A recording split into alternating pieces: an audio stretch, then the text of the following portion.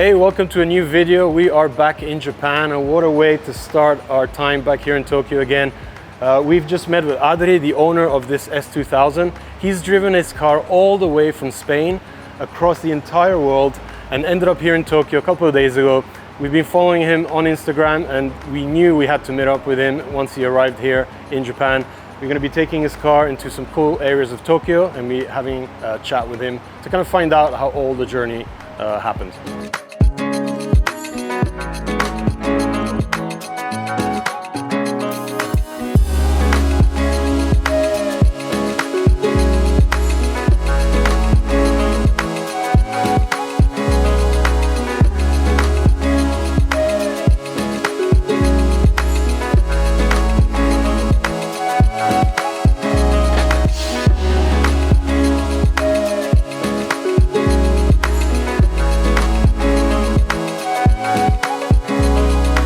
Alright, so we are here with Adri. He's the owner of the S2000, and what a journey you've been on. Yes. You have to literally start at the very beginning and just tell me how the idea happened first. Like, when did you decide to do this? I came with some friends to Japan in 2023, and of course, when you are a car guy and come to Japan, you have to visit all the workshops, all the places you have been looking in hot version and all those videos. Yeah. And we visited Ebisu circuit, and that was the one I really wanted to see. And of course, since I am a car guy and I like to race cars on circuit, I felt like I had to drive my own car here. And then, well, also, back in time, I just wanted to drive some cheap car to Mongolia from Spain, Yeah. and we mix it both and make it on in one. And I'm here in Japan, so It happened. it happened. Yeah, I don't know how and But why. you told me it took, what, just over 50 days? Yes, 50 days. Arriving to Japan 60, but technically driving to Vladivostok, which it was the last part of driving. It was 50 days. That is so much quicker than I would ever have imagined. Yes, I don't recommend to do this kind of trip that quick. Was it like because I mean, you can live a lot of experiences like we did. Of Yeah. course, we have endless stories to say, but you cannot focus on staying one day here, one day there, one day there. So last stage was like 4,000 kilometers, and we did like 750 per day, which is That's a pace and a that's half. a lot. Yeah. And So, give me an idea. So you started from Spain. Which city? from Barcelona. From Barcelona. And like, give me the route, like all the Yes, countries. so that we you did. went from Barcelona. First night we stopped in near Turin. Okay. So we reached Italy already. So we did almost 800 kilometers. Just skip by France. And then we skipped France. And then we went to Slovenia, Croatia, Serbia, Bulgaria, Turkey, then Georgia, Russia, Kazakhstan, Kyrgyzstan, again Kazakhstan, China, Mongolia, Russia, and step over in Korea with the ferry, and Sakai Minato, Japan. That is crazy. Absolutely wild. And how many kilometers in total? 21,000. 21,000 kilometers in 50 days. Yes. Just under 2 months. And you left, what, mid-July, right? Yeah, mid-July. Yeah. And we are in the very middle of September now. I don't know where we are because I can't. Your head must be all over the place. Yeah, I don't know if it's Monday or Sunday, but yeah. And just give us a run through of what you did to prepare the car. Well, first of all, you actually found the car. Yes. In the UK, right? Yes, of course. I found the car in the UK because in Spain they are pretty expensive, and I didn't want to pay the price of Spain for having such a build of kind of destroying an S2000 to make it off-road. Yeah. So I got one in the UK, and well, basically I knew that I wanted to go through Kazakhstan desert, and I knew that spot requires some off-road stuff, like at least some ground clearance and some off-road tires. And yeah, I have a friend which he works on 3D, on all the grading stuff, and I show him the idea I had, and we started to build that thing. Yeah. And you got rid of the front and rear bumpers for, Yes. I guess, like a pretty... And there are some stuff that should go there, Yeah. like the pump, the air pump for the engine, in that part. So you have to get rid Oh, of so it. you relocated a bunch of stuff to fit there. Yes, or delete it. And then you have Yes. a massive, like, skid plate underneath all the engine, right? Like it goes all... Exactly. underneath. Yeah. It covers. In fact, the people who helped me to do this, that they have a workshop on welding and that. Yeah. They did like larger, but driving it in Spain, it felt like so hot inside of the car, and I had to get rid of the medium part because it was like a fire ball inside of the car. That's so crazy, man. I don't think I've ever seen Spanish plates on a car in Japan. And then, of course, the lift. You actually ended up lifting the Yes. car, and Yes, I wanted to do some custom suspension, but it was so pricey, and I had no time to talk with someone to build it. And I like the how it feels, the stock suspension. So I just calculated how many millimeters I needed to build the lift kit. We built it, and yeah, it works exactly the same. So now the arms are working like on extension with the stock suspension. And you lifted it by how much? Now the car, it's from the ground, it's 25 centimeters, Okay. which is like in total, it's lifted around 12 centimeters. 12 centimeter lift. You can see the rear tire has come very close to the Yes, I even had to other smash side. this part, Reprofile. which you do when you're going on track, but now on off-roading, you have to For smash slightly some. different Yes. different reason. And Exactly. you were supported by Yokohama Tire Spain, right? Yeah, also, yes. So you got a set of Geolander. And Yes. you actually told me that you never had a puncture in the whole... Nothing happened. That blows my mind. I just cannot believe it. So you never actually Use fitted this. the... No. We use it for another car, Yeah. some kilometers, but no, on the S2000 we never got a puncture or anything. Yeah, and So- they look kind of new still. Yeah, I mean, After all? that's the reason I asked you before. Like, I mean, like, did you just change these tires today for the shoot, or because they look brand new? No, almost? they were installed in Spain. That's crazy. And the journey was together with a bunch of your friends, right? Like Yes, other yes. cars as well. Yeah, 2 more cars and 4 more friends. So we were 5, Yeah. and wow, we did a lot of fun, of course. But you're the only one that came to Japan. No, they also came to Japan, but they left the cars in Russia. Right. And now I am with one of them because the others left. Yeah. But yeah, I'm in Japan.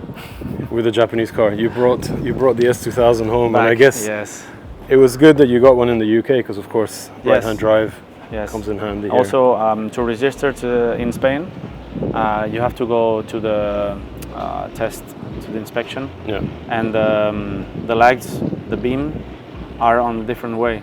We're driving in Spain, so I took a headlights from a friend in Spain, a left-hand drive one. Yeah. To install them only for the inspection, and then installed back the UK ones to be able to drive in Japan like I should. Yeah. And like, what percentage of the roads that you drove on were not like tarmac, were not paved? A high percentage. I will say maybe 95, but only with that 5% of 21,000 kilometers. It's pretty much. And the ones that they are paved, they were in really bad condition. I will say maybe 30-40%. Yeah. So, I mean, the reason I ask is, of course, you would never attempt to do something like this with a stock ride height S2000. No, I don't recommend it. I don't recommend it, like for sure. Gravel roads, potholes. No, especially, I mean, the car can suffer a lot in gravel roads or dirt tracks, but it's even hard for the car to drive on Mongolian roads because they are full of patches, potholes, and you have to keep avoiding it. Looks like a gymkhana. So crazy. Yeah. And where were the best roads and the worst roads that you encountered? Best roads, I think in China, maybe. Everything is perfect. Of course, Japan. And worst, I will say the last part, well, the part of the Siberia in Russia. Okay. And Mongolia. And All- Kazakhstan also. All Kazakhstan. gravel basically right now. Yes. And how did the process for you to be able to drive the car in China work? Because I always hear that's quite a problematic thing. Yes. It took us 2 days to get all the paperwork done. Even being already in contact with the guide guy like 2 or 3 months before. Yeah. So he kept asking for documents and stuff. And even with that, we have to spend two days in there. So you have to prepare. You can't just go. No, out you and you cannot just go there. I mean, you can, but maybe you have to stay there for a week Yeah. or more. So if you want to make the process smooth, you need to get some work before. And you had to get a Chinese license and a Chinese number plate for the car. Chinese number plate, yeah. That's wild. They really make it hard. Can we have a look at the engine bay? Yes, of course. Because you cleaned up the car so well today. Yes. I thought you had it resprayed or It something. was when I already showed clean in up. Russia, but well, anyways, there are some dirt stuff that is not going out. Yeah, this looks like it's been thoroughly well used. Yes, especially. Bit of mud. Yeah.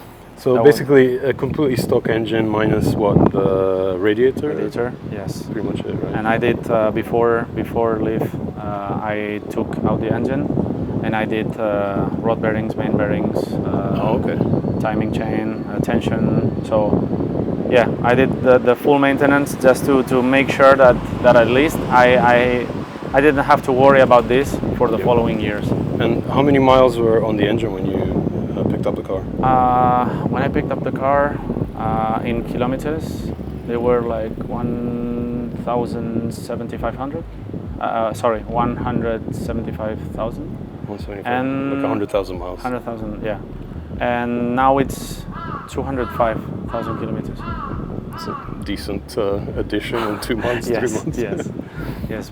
And the most interesting part is that, no joke, the engine only drink half liter of oil in all the trip.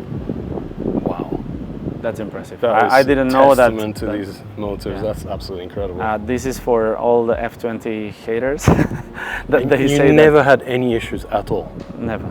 No overheating. Nothing. That blows my mind. I can't believe that. That's Because of the dust, we were in some dunes and some desert, and the interior was full of sand, and some electrical stuff stopped working, like the turn signal, and maybe the center console got stuck, but then after moving it a little bit, it was working. it fixed itself. Yes. So yeah, driving in like the gravel roads, dusty roads, and like sand dunes and stuff. So did you end up changing the filter? Yes. On the intake? Yes. I changed the filter. I don't know how it will look now, but I replaced it in Mongolia, and it was black. And I took out some sand. Well, it's already, yeah. And I put it.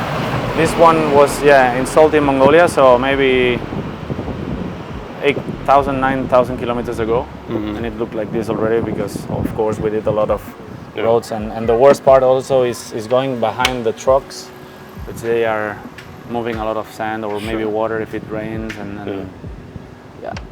And the suspension, the shocks have remained the stock ones? Yes, the stock ones. So you just added the lift, the wheels, the tires. Yes, and I removed the sway bars, You front removed and the rear. sway, so a bit more articulation. Yes, it can move smoother.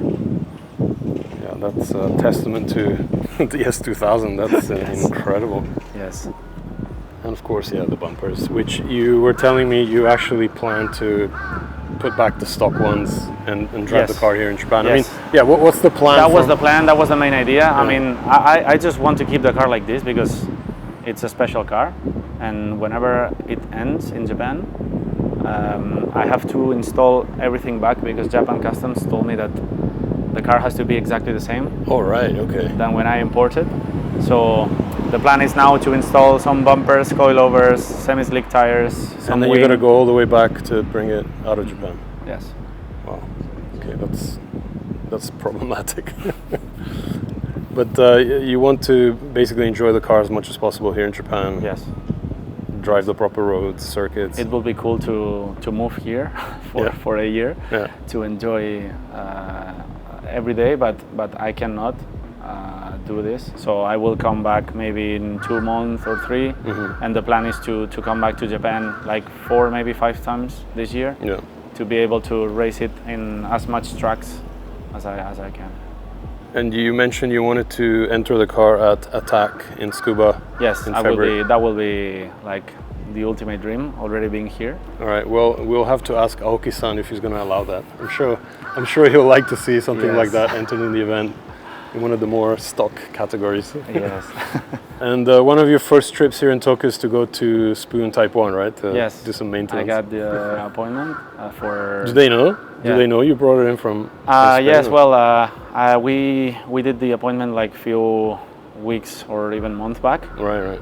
So my friend who speaks in Japanese called them and explained them what I will brought to them, and they said that maybe they will put it on the lift to make it to the second floor and make it nice to do some videos and. Oh, that's sick. So, yeah, that's cool. I don't think they've ever had a car like this. Yeah, I don't think so. I am pretty afraid of because of it's dirty, and I know the shop that it's pristine. So maybe the first sand or dust spots will be there. And I think like one more question. I mean, after driving it over 20,000 kilometers on really rough roads, do you feel the car is a little bit loose, or it rattles a lot, or? It feels same strong, but even maybe smoother. Seriously? So it looks like the car has it gets used to it. That's now wild. it's natural. I would have assumed it would feel very well used. Yeah, and maybe abused. some I don't know if it will sound out, but the hinges sometimes make like old door castle. Not now. Yeah. Oh, there it is. That's easily fixed so with a WD-40. But even the cabin has survived. Yeah, now it's clean, but I can show you some photos of how it looked. But of course, you can see mud here. You got and that little grill here and there. Yeah. So. And no issues with the soft top, like ripping or anything like that. No. Nothing more than a normal S2000. Crazy. Well, thank you so much for Thanks stopping by and showing me this it's a crazy car you've created for this one in a lifetime type of trips. Adventure. Yeah. And I guess we'll hit up some more roads in Tokyo. Yeah. Get people to notice this very unique looking S2000 here in Japan.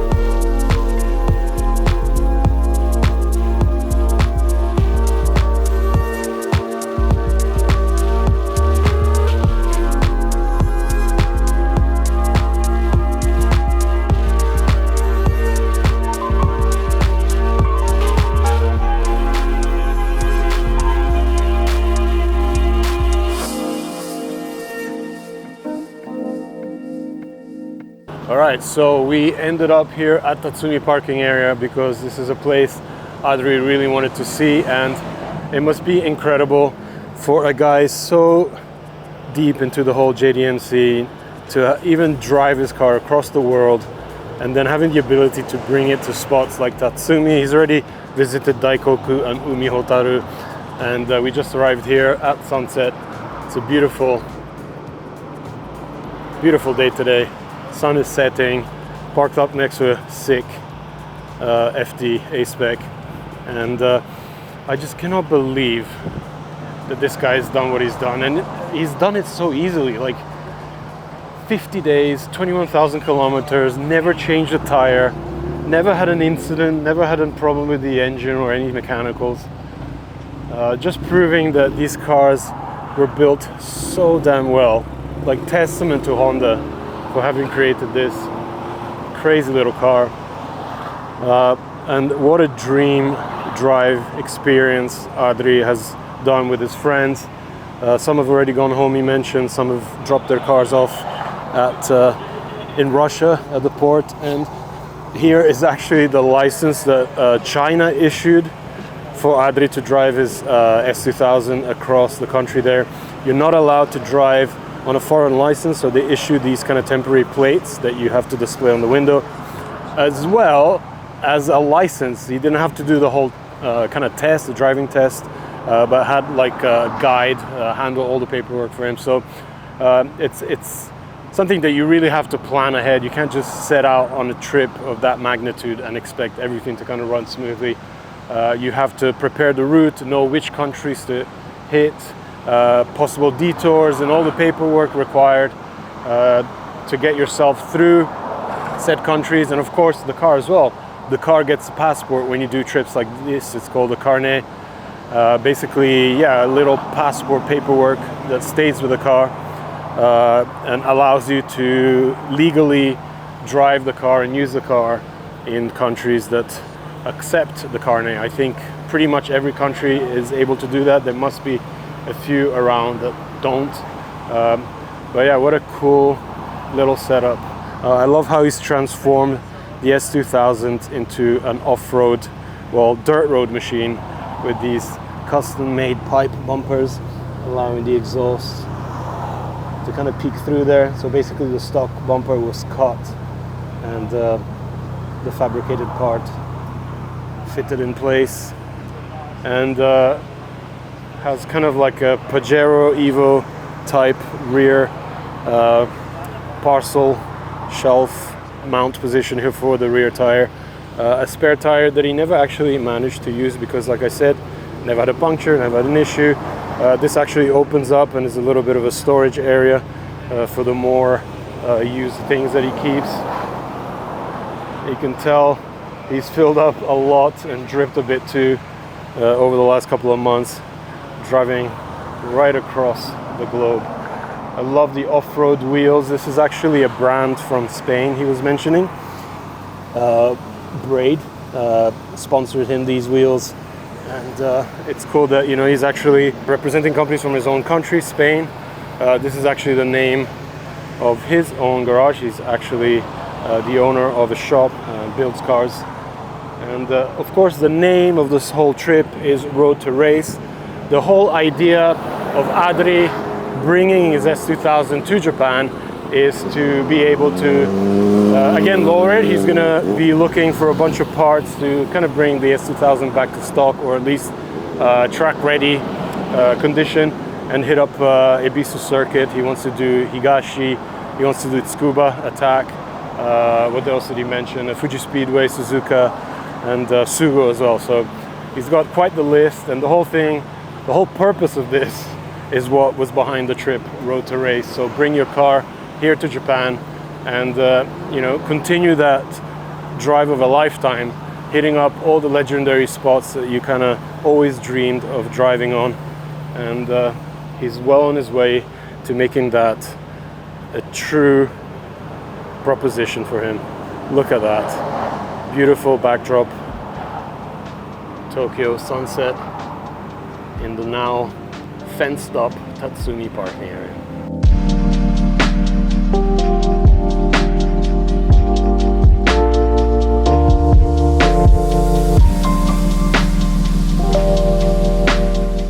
Right, so as a final stop for today, we actually ended up coming to the center road here in Ginza, because of course, when you have a car from Spain that's just driven across the world, what better place to end a day out in Tokyo than in the very heart of the city here in Ginza.